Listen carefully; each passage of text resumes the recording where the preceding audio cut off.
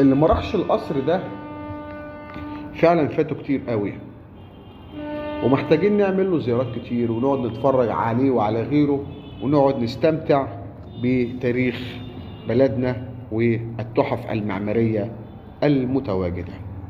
قصر السكاكيني، تلك التحفة المعمارية الفريدة من نوعها. قصر السكيني من أقدم القصور المصرية، وقد تم بناؤه سنة 1897 على يد حبيب باشا السكاكيني.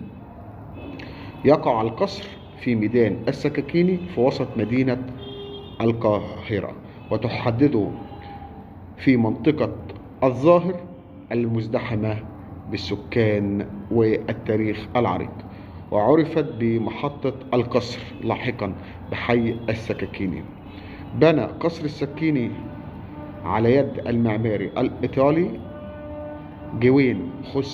جوين خوسوسون المشارك في البناء، وتدخل في الطراز الهندسي المختلفة. إنه يعتبر نموذج للفن الروكوكي. أغلبية زوار القصر من طلبة كلية الفنون الجميلة الذين يقضون فيه الساعات الطويلة للدراسة والتجول في أروقة القصر.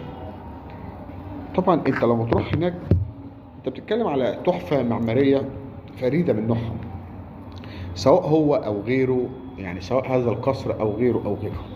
يا ريت ناخد جولة في بلدنا. يلا اشوفكم.